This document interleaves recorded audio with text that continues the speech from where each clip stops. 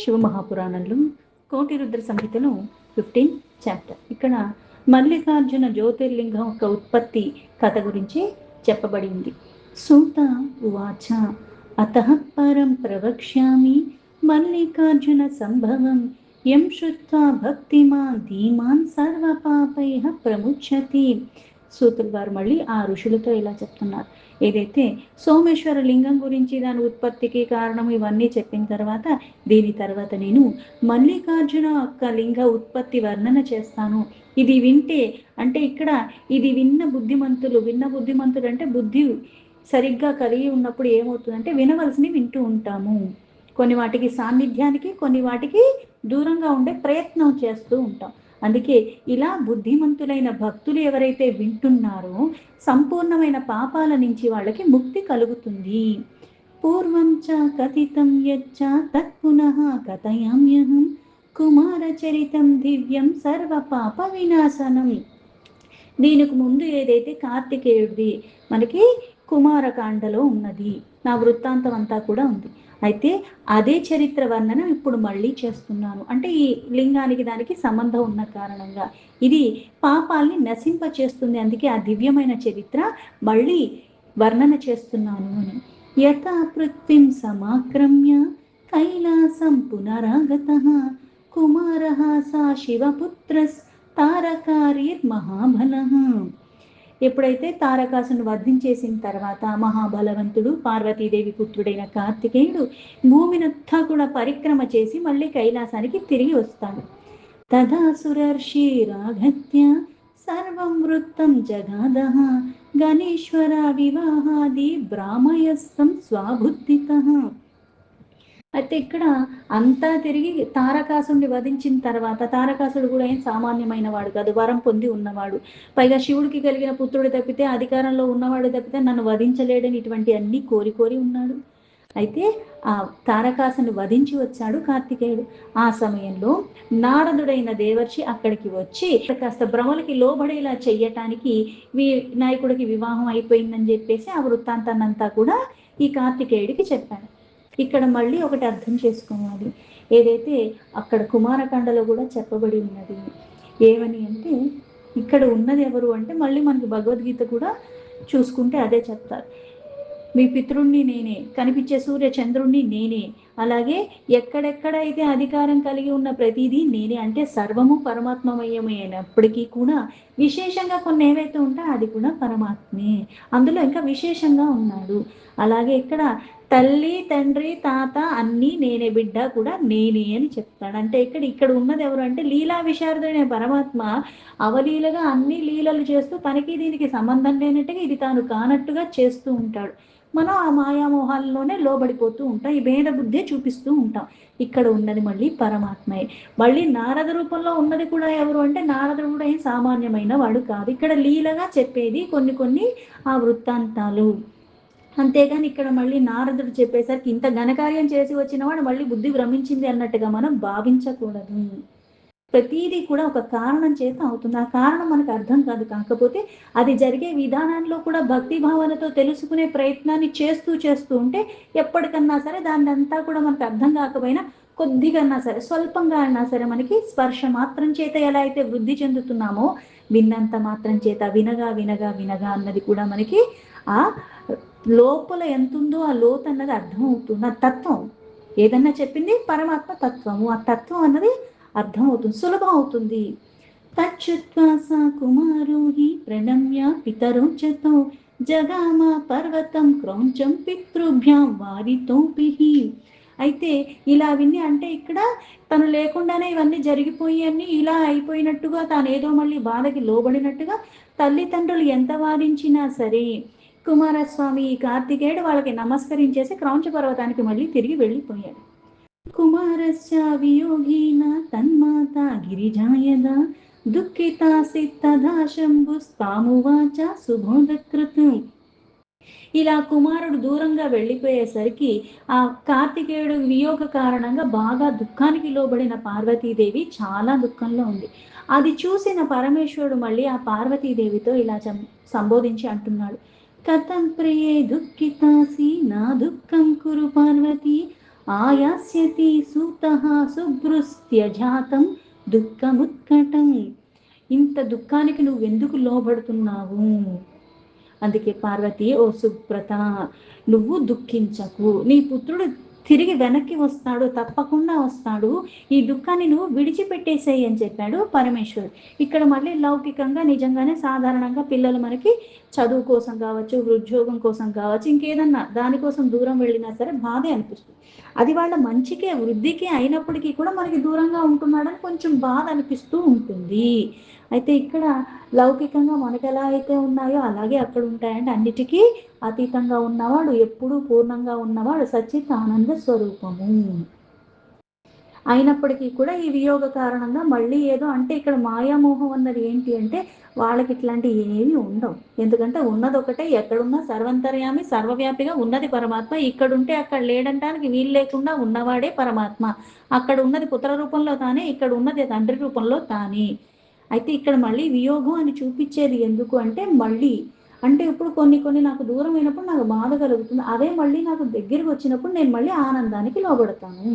అంటే ఇక్కడ కొన్ని వాటిని విడుస్తూ ఉండాలి, కొన్ని వాటిని సాన్నిధ్యానికి తెచ్చుకుంటూ ఉండాలి.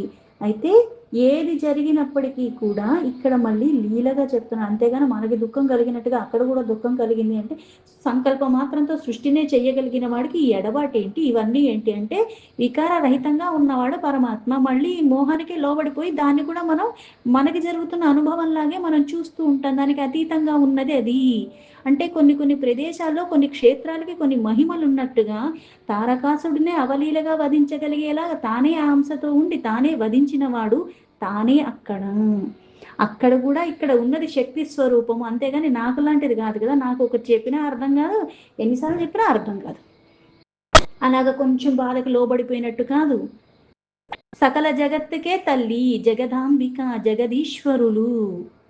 అంటే జగత్తంతా వ్యాపించి ఉన్నప్పుడు కూడా లీలా విశారదుడైన వాళ్ళు కొన్ని లీలలు చేయటానికి, కొందరిని ఉద్ధరింప చేయటానికి ఒక నామాన్ని ఉచ్చరించిన తర్వాత ఉచ్చరిస్తూ ఉంటే కూడా నీ పాపాలు తొలగిపోతున్నాయి. ఆ మహిమతో కూడుకుని ఉన్నవి కాబట్టి ఒక క్షేత్రానికి ఇంకొక మహిమని చేకూర్చటానికి ఆ దాని ద్వారా కూడా మళ్ళీ భక్తుల పైన వాత్సల్యం కొద్దీ వాళ్ళని వృద్ధి సిద్ధి వైపుగా తీసుకెళ్లటానికే ఈ లీల జరుగుతున్నది. సాయధాచానం తన్మేని పార్వతీ దుఃఖితా వృషం తదా చ ప్రేషితాస్తత్ర శంకరేణ సురర్షయః దేవాశ్చ ఋషయః సర్వే సగణా హి బుధాన్వితాః కుమారనయనాద్దా వై తత్ర జగ్ముః సుబుద్ధయః. శంకరుడు ఇంకా మళ్ళీ అన్నిసార్లు పార్వతీదేవి దుఃఖానికి లోబడుతుంటే ఆవిడికి ఆ దుఃఖాన్ని తొలగించి ఆవిడని సంతోష పెట్టాలనుకుని సకల దేవతల్ని ఋషుల్ని అందరినీ పిలిపించి కుమారస్వామి దగ్గరికి వెళ్ళి ఆయన ఇక్కడికి తీసుకురమ్మించారు. అంటే ఇప్పుడు నేనున్నాను, ఇది మళ్ళీ లీలగా అని ఎందుకు అర్థం చేసుకోవాలి అంటే సంకల్ప మాత్రంతో కదలకుండానే అన్నీ చేస్తున్నవాడు కొడుకు ఎక్కడికో వెళ్ళిపోయాడు అంటే ఇంకొకటి పంపించి పిలిపించాలా? అవసరం ఏమన్నా ఉందా అక్కడ? ఇప్పుడు నేను ఫోన్ చేస్తే కానీ నాకు బిడ్డ ఎత్తితే కానీ నాకు తెలియదు, ఆడు ఎత్తట్లేదంటే నేను ఇంకొకటికి ఫోన్ చేసి వాడిని వెళ్ళి అక్కడికి వెళ్ళి ఇవి నేను చెయ్యాలి. అక్కడ అది అవసరం లేదు, కానీ వీళ్ళందరినీ పంపించాడు అక్కడికి. అయితే వీళ్ళందరూ అక్కడికి వెళ్ళారు. మహర్షులందరూ కూడా చాలా ఆనందంగా అక్కడికి వెళ్ళి ఆయన్ని మళ్ళీ ఇక్కడికి తీసుకొచ్చే ప్రయత్నం, ఎందుకంటే పరమేశ్వరుడు యొక్క ఆజ్ఞను పరిపాలిస్తూ వీళ్ళందరూ వెళ్ళారు. తత్ర గత్వా చ తే సర్వే కుమారం సుప్రణమ్య చ విజ్ఞాప్య బహుధాప్యీనం ప్రార్థనం చక్రురాధరాత్. అక్కడికి వెళ్ళిన తర్వాత ఆయనకి నమస్కరించి అన్ని రకాలుగా ఆయన్ని విన్నవించుకుని ఆయనకు అర్థమయ్యేలా చెప్పి ఆయన మళ్ళీ ప్రార్థించారు వెనక్కి రమ్మని. దేవతాధి ప్రార్థనం తం చ శివజ్ఞాసుం కులాం గురు నమేనే సా కుమారో హి మహాహంకార విహ్వలః. వీళ్ళన్ని రకాలుగా చెప్పినా సరే స్వాభిమానంగా ఉన్న కారణంగా కార్తికేయుడు ఆ పరమేశ్వరుడు యొక్క ఆజ్ఞనేమి అంగీకరించలేదు. వీళ్ళు ఎన్నిసార్లు చెప్పినా అది స్వీకరించకుండా వాళ్ళని పంపించేశారు అక్కడి నుంచి. తతశ్చ పునరావృత్య సర్వే తే హి శివాంతికం స్వం స్థానం గతానత్వా ప్రాప్య శంకర శాసనం. వీళ్ళందరూ కూడా మళ్ళీ పరమేశ్వరుడి దగ్గరికి వెళ్ళారు అని అంటున్నాడు. వీళ్ళు ఏం చేస్తారు అంటే సంకల్పం ఎవరిది? అది రావటానికి రాకపోవటానికి అక్కడ ఉన్నది కూడా తానే కాబట్టి లీలా విషయాలు లీల చేస్తున్నాడని అర్థం చేసుకోవాలి. నేను చెప్తే వెళ్ళిపోయి నేను రావద్దంటే రాకుండా ఉండటానికి ఇక్కడ ఉన్నది ఎవరు? పరమాత్మ. అన్నిటికీ ఆధారమైన వాడు, అన్నిటికీ అతీతంగా ఉన్నవాడు, సకల మీద ఈశ్వరత్వం కలిగి ఉన్నవాడు. అయితే ఇక్కడ వీళ్ళందరూ మళ్ళీ పరమేశ్వరు దగ్గరికి వెళ్ళి ఆయనకి నమస్కరించి మళ్ళీ ఆయన చెప్పిన తర్వాత వాళ్ళ వాళ్ళ ధామానికి వెళ్ళిపోయారు. అంటే ఇక్కడ తానే అక్కడ ఉన్నాడు కాబట్టి తాను అక్కడి నుంచి ఇక్కడికి రాకూడదు అని కూడా పరమాత్మ యొక్క సంకల్పము. వీళ్ళు నిమిత్త మాత్రులు. తథాచ గిరిజాదేవి విరహం పుత్ర సంభవం శంభుశ్చ పరమం దుఃఖం ప్రాపా తస్మిన్ ననాగతే. అయితే వాళ్ళు వెళ్తే ఎలాగో రాలేదు కదా అని చెప్పి పరమేశ్వరుడు పార్వతీదేవి పుత్రుడు యొక్క వియోగ కారణంగా ఇంకా దుఃఖంలో ఉన్న పార్వతిని మళ్ళీ సంతోష పెట్టాలనుకుని అతో సుధిక్వితో ధీను లోకాచార కరు తదా గంతుస్తత్ర సుస్నేహా స్వాపుత్రో ఎత్ర సంస్థితాః. వీళ్ళిద్దరే కుమారస్వామి ఉన్న దగ్గరికి ఆ క్రౌంచ పర్వతం దగ్గరికి వెళ్ళారు. అయితే ఇక్కడ ఆ స్నేహవశంగా అక్కడ మళ్ళీ ఆప్యాయత కొద్దీ, అంటే ఏంటి ఇక్కడ ఉన్నది తానే, ఎవరి మీద ఆప్యాయత? భక్తుల మీద వాత్సల్యం కొద్దీ ఉద్ధరించటానికి పుత్రుడి దగ్గరికి వెళ్ళారు. సా పుత్రశ్చ కుమారాఖ్యః పిత్రోరాగమనం గిరేహ జ్ఞాత్వా దూరం గతో స్నేహాద్యోచన త్రయమేవ చ. అయితే కార్తికుడు తల్లి తండ్రి వచ్చారని తెలుసుకుని ఇంకా దగ్గరికి వెళ్ళాలి కదా, కానీ వెళ్ళలేదు. అక్కడి నుంచి మళ్ళీ ఒక 3 యోజనాల దూరంగా వెళ్ళిపోయాడు. అంటే ఏ ప్రదేశంలో తాను ఉన్నాడని అక్కడికి వస్తే అక్కడి నుంచి మళ్ళీ 3 యోజనాల దూరానికి కార్తికేయుడు వెళ్ళిపోయాడు. క్రౌంచేచ పర్వతే దూరం గతే తస్మిన్ స్వాపుత్రకే తౌచా తత్ర సమాసీను జ్యోతి రూపం సమాశ్రితం. అంటే లీలగా ఏం చెయ్యబోతున్నాడు పరమాత్మ అంటే ఇక్కడ పుత్రుడు దూరంగా వెళ్ళిపోయాడని తెలుసుకుని వాళ్ళిద్దరూ కూడా జ్యోతి స్వరూపంగా ధరించి ఆ క్రౌంచ పర్వతం మీదే విరాజమానంగా ఉండిపోయారు. పుత్ర స్నేహాతురౌతౌవి శివో పర్వాణి పర్వాణి దర్శనార్థ కుమారస్య స్వాపుత్రస్య హి గచ్చపః. బిడ్డ మీద ఉన్న స్నేహం కొద్దీ, ఆ ప్రేమ కొద్దీ పార్వతీ పరమేశ్వరులు అక్కడ జ్యోతి రూపంలో ఉంటే అక్కడ మళ్ళీ ఆ పుత్రుడైన కార్తికేయుని చూడటానికి ఇద్దరు కూడా ఒక్కొక్క పక్షంలో ఒక్కొక్కళ్ళు వెళ్ళి కలుస్తూ ఉన్నారు. అమావాస్యాధిని శుభ స్వయం గచ్చతి తత్ర పౌర్ణమాసి దీని తత్ర పార్వతి గచ్చతి ధ్రువం. అమావాస్య అప్పుడు పరమేశ్వరుడు వెళ్ళి కార్తికేయుని కలుస్తున్నాడు, పౌర్ణమి అప్పుడు పార్వతీదేవి వెళ్ళి అక్కడ కార్తికేయుడిని కలుస్తుంది. ఇది నిశ్చయము. మళ్ళీ ఇక్కడ అమావాస్యకి తిని వెళ్తున్నాడు, పౌర్ణమికి తిని వెళుతుంది అంటే మళ్ళీ విడివిడిగా వెళ్తున్నారు. ఇక్కడ తానుండగా తినలేడు అన్న భావన వస్తుంది. శివశక్తేక యుక్తిగానే ఉన్నది. అంటే అవ్యక్త రూపంలో ఉంటూ వ్యక్తమైన రూపంగా ఒకటి కనిపిస్తుంది కానీ అవ్యక్తంగా ఎప్పుడూ కలిసే ఉన్నారు. ఈ వ్యక్తమైనది ఒక రూపంగా కనిపిస్తుంది కానీ దాని మళ్ళీ అంతర్లీనంగా ఇంకొకటి కూడా తనతోనే కలిసి ఉంటుంది. అదే మనకి అర్ధనారీశ్వర రూపం. అంటే ఏంటి? ఆ శివశక్తి యుక్తంగానే ఉన్నారు, విడదీయటానికి వీలు లేనటువంటి వాళ్ళు. ఆ సృష్టి అన్నది కొనసాగుతున్నదే ఆ ఇద్దరు ఒక సామరస్యం వల్ల. అంతేగాని ఇక్కడ ఇద్దరు విడివిడిగా వెళ్తున్నారన్న భావన తెచ్చుకోవద్దు. తద్దినం హి సమారభ్య మల్లికార్జున సంభవం లింగం చైవ శివస్యేకం ప్రసిద్ధం భువనత్రయే. వీళ్ళిద్దరూ ఆ రోజు నుంచి ఇక్కడ మల్లికార్జున అంటే మల్లిక అంటే పార్వతీదేవి, అర్జున అంటే పరమేశ్వరుడు. ఈ కలిసిన రూపమే మల్లికార్జున అన్న అద్వితీయమైన శివలింగము. ఇది ముల్లోకాల్లో కూడా ప్రసిద్ధి చెందినది. తల్లింగం యః సమీక్షేత స సర్వేః కిల్బిషైరపి ముచ్యతే నాత్ర సందేహః సర్వాన్ కామాన్నవాప్నుయాత్. ఏ మనుష్యుడైతే ఈ లింగాన్ని దర్శించుకుంటాడో, ఎలా దర్శించుకుంటాం? అక్కడికి వెళ్ళి దర్శించుకోవాలి. వెళ్ళడం అందరికీ సాధ్యం అవుతుందా? శారీరకంగా లేకపోతే ఆర్థికంగా ఏదో రూపంలో అవ్వకపోవచ్చు. అయితే నామాన్ని అందుకే ఇక్కడ మొదటిది రెండోది అంటే ఇది ముందు వచ్చింది ఇది వెనక వచ్చిందని కాదు. ఏవైతే మనకి ఈ జ్యోతిర్లింగాల్లో ఒక నామాల వరుస చెప్పారో అందులో సోమనాథుడి గురించి చెప్పారు, మళ్ళీ మల్లికార్జునుడి గురించి ఇప్పుడు చెప్తున్నారు. అందుకే ఈ లింగాన్ని దర్శించుకున్నంత మాత్రం చేత సకల పాపాల నుంచి ముక్తి కలిగిస్తుంది. అలాగే సమస్త మనస్సులో ఉన్న అన్ని కోరికలు కూడా లభిస్తూ ఉంటాయి. దుఃఖం చ దూరతో యాతి సుఖమాత్యాంతికం లభీత్ జననీ గర్భ సంభూతం కష్టం నాప్నోతి వై పునః.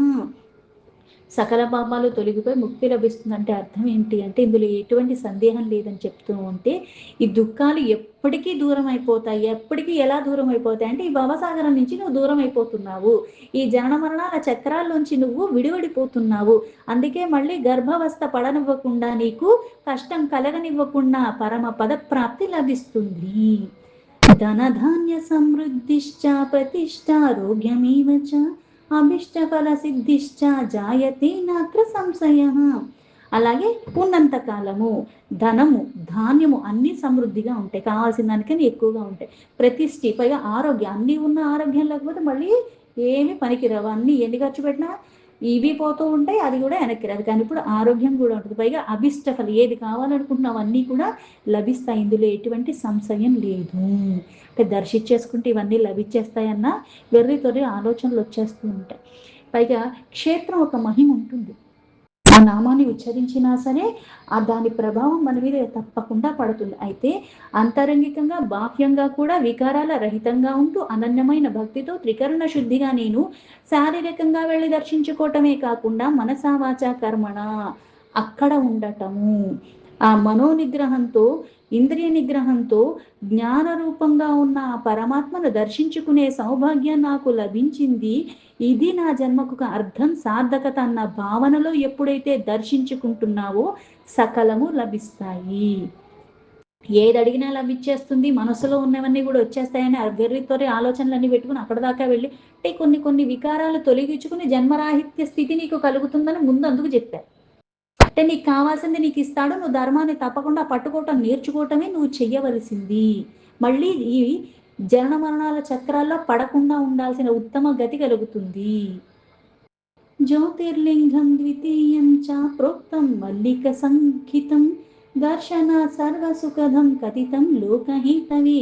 ఈ మల్లికార్జున నామ లింగము ఇటువంటిది, ఇదే రెండవ జ్యోతిర్లింగం అని చెప్పబడింది. ఇది చూసినంత మాత్రం చేత కూడా సుఖాలే లభిస్తూ ఉంటాయి. అది లోక కళ్యాణార్థమై ఇది ఉద్భవించింది. ఇది ఈ వర్ణన నేను అందుకు చేశాను అని చెప్పారు సూతుల వారు. దీంతో శివ మహాపురాణంలో కోటి రుద్ర సంహితను 15th చాప్టర్ సంపూర్ణం.